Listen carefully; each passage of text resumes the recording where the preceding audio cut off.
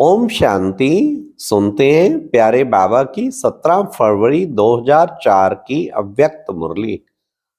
आज की अव्यक्त मुरली का टाइटल है शिवरात्रि जन्म उत्सव का विशेष स्लोगन। सर्व को सहयोग दो और सहयोगी बनाओ, सदा अखंड भंडारा चलता रहे। आज की मुरली के 4 क्वेश्चन। नंबर 1, सर्व समर्पित होने में कौन सी बात रुकावट डालती है? नंबर 2, महीन मैंपन की क्या निशानी है? नंबर 3, बाप दादा ने कौन सी खुशखबरी की बात देखी? नंबर 4, बाप दादा बच्चों की सभा को कौन से 3 रूपों में देखते हैं? तो आज बाबा ने मैंपन को समर्पित था। बाबा ने सारे यादगार बताए। बकरे की बलि क्यों चढ़ाई जाती? क्योंकि वो मैं करता, इसलिए असली तो है बच्चे तुम्हें अपने इस मैं को समर्पित करना है। हाँ, अभी तुम व्रत रखते तो वो भी व्रत रखते। तो अब सुनते हैं 17 फरवरी 2004 की अव्यक्त मुरली। आज बाप दादा स्वयं अपने साथ बच्चों का हीरे तुल्य जन्मदिन शिव जयंती मनाने आए हैं। आप सभी बच्चे अपने पारलौकिक अलौकिक बाप का बर्थडे मनाने आए हैं। तो बाप फिर आपका मनाने आए हैं। बाप बच्चों के भाग्य को देख हर्षित होते हैं। वाह मेरे श्रेष्ठ भाग्यवान बच्चे, वाह, जो बाप के साथ साथ अवतरित हुए विश्व के अंधकार को मिटाने के लिए। सारे कल्प में ऐसा बर्थडे किसी का भी हो नहीं सकता। हाँ, जो आप बच्चे परमात्म बाप के साथ बना रहे हो। इस अलौकिक अति न्यारे अति प्यारे जन्मदिन को भक्त आत्माएं भी मनाती हैं, लेकिन आप बच्चे मिलन मनाते और भक्त आत्माएं सिर्फ महिमा गाते रहते हैं।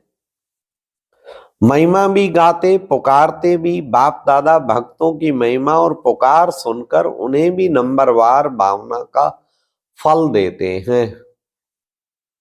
लेकिन भक्त और बच्चे दोनों में महान अंतर है।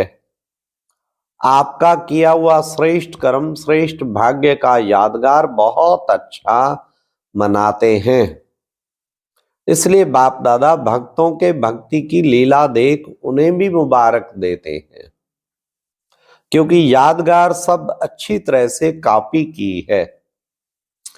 वे भी इसी दिन व्रत रखते हैं और ये भी व्रत रखते हैं।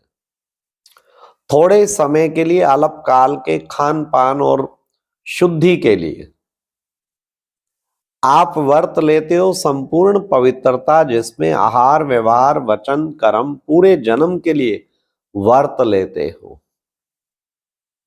जब तक संगम की जीवन में जीना है तब तक मन वचन कर्म में पवित्र बनना ही है। ना सिर्फ बनना है लेकिन बनाना भी है। तो देखो, भक्तों की बुद्धि भी कम नहीं है। यादगार की कॉपी बहुत अच्छी की है। आप सभी सब व्यर्थ समर्पण कर समर्थ बने हो, अर्थात अपने अपवित्र जीवन को समर्पण किया। आपकी समर्पणता का यादगार वे बलि चढ़ाते हैं, लेकिन स्वयं को बलि नहीं चढ़ाते, बकरे को बलि चढ़ाते हैं। देखो कितनी अच्छी कॉपी की है। बकरे को क्यों बलि चढ़ाते हैं, इसकी भी कॉपी बहुत सुंदर की है। बकरा क्या करता है? मैं करता है ना। और आपने क्या समर्पण किया? मैं देभान का मैंपन, क्योंकि इस मैंपन में ही देह अभिमान आता है। जो देह अभिमान सभी विकारों का बीज है। बाप दादा ने पहले भी सुनाया। क्या सुनाया बाबा? सर्व समर्पित होने में देह भान का मैंपन ही रुकावट डालता है। कॉमन मैंपन, मैं देह हूं व देह के संबंध का मैंपन, देह के पदार्थों का समर्पण यह तो सहज है ना, यह तो कर लिया है ना कि नहीं, यह भी नहीं हुआ। जितना आगे बढ़ते जाते हो उतना मैंपन भी अति सूक्ष्म महीन होता जाता है। यह मोटा मैंपन तो खत्म होना सहज है, लेकिन मैंपन है जो परमात्म जन्म सिद्ध अधिकार द्वारा विशेषताएं प्राप्त होती हैं।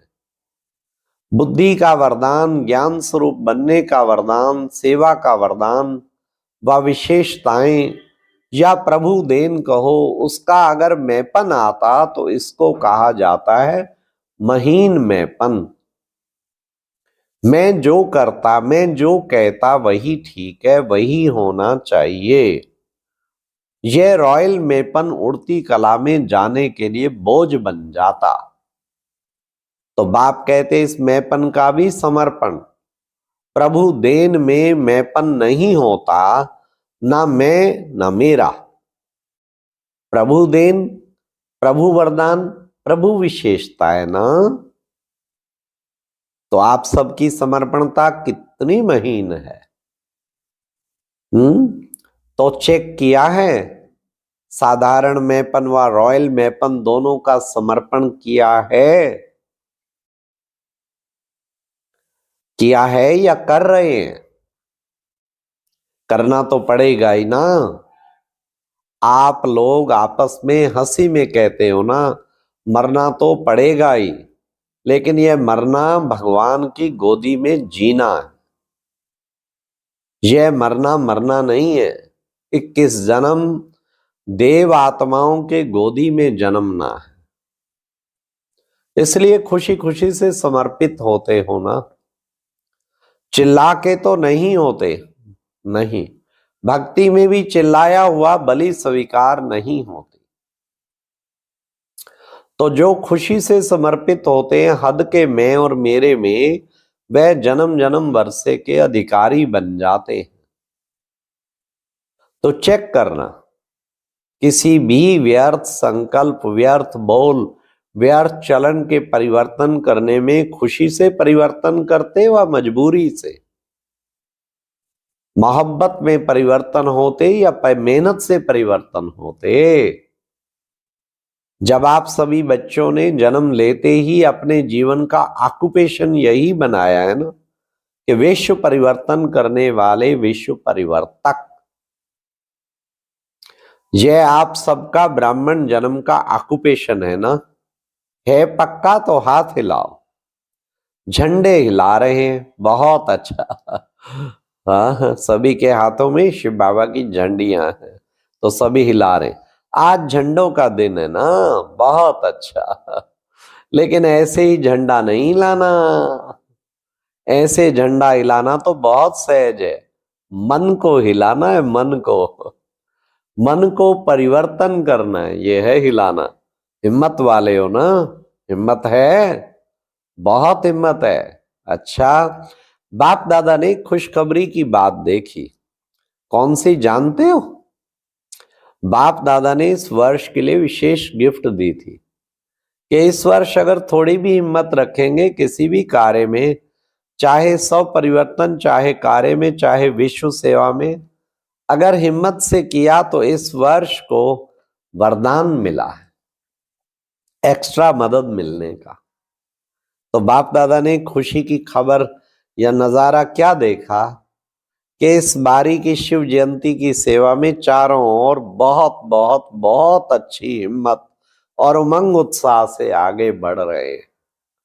सभी ने ताली बजाई। हाँ, ताली भले बजाओ, सदा ऐसे ताली बजाएंगे या शिवरात्रि पे बजाएंगे? सदा बजाते रहना। अच्छा, चारों ओर से तो मधुबन में समाचार लिखते हैं और बाप दादा तो वतन में ही देख लेते हैं। उमंग तो अच्छा है और प्लान भी अच्छे बनाए हैं। ऐसे ही सेवा में उमंग उत्साह विश्व की आत्माओं में उमंग उत्साह बढ़ाएगा। तो फिर बाप दादा जब बच्चों की सभा को देखते हैं तो 3 रूपों से देखते हैं। नंबर 1, वर्तमान स्वराज्य अधिकारी। अभी भी राजे हो, लौकिक में भी बाप बच्चों को कहते हैं मेरे राजे बच्चे, राजा बच्चे। चाहे गरीब भी हो तो भी कहते तो राजा बच्चा है ना।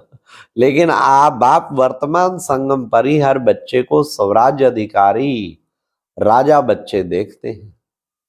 राजा हो ना, स्वराज्य अधिकारी हो ना, तो वर्तमान स्वराज्य अधिकारी। दूसरा भविष्य में विश्व राज्य अधिकारी, और तीसरा द्वापर से कलयुग अंत तक पूज्य पूजन के अधिकारी। इन तीनों रूपों में हर बच्चे को बाप दादा देखते हैं, साधारण नहीं देखते हैं। आप कैसे भी हो, लेकिन बाप दादा हर एक बच्चे को स्वराज्य अधिकारी, राजा बच्चा देखते हैं। राजयोगी हो ना, इसमें कोई प्रजा योगी है क्या? प्रजा योगी नहीं है ना, सब राजयोगी। तो राजयोगी अर्थात राजा, ऐसे स्वराज्य अधिकारी बच्चों का बर्थडे मनाने स्वयं बाप आए हैं। देखो, बाप की शिव जयंती मनाते हैं, लेकिन बाप है क्या? बिंदी। बिंदी की जयंती अवतरण मना रहे हैं। सबसे हीरे तुल्य जयंती किसकी है? बिंदु की, बिंदी की। तो बिंदी की कितनी महिमा है, इसलिए सदा कहते 3 बिंदु सदा याद रखो। 8 नंबर 7 नंबर तो फिर भी गड़बड़ से लिखना पड़ेगा, लेकिन बिंदु कितना इजी है। 3 बिंदु सदा याद रखो। तीनों को अच्छी तरह से जानते हो ना। आप भी बिंदी, बाप भी बिंदु, आप भी बिंदु, बिंदु के बच्चे बिंदु हो ना।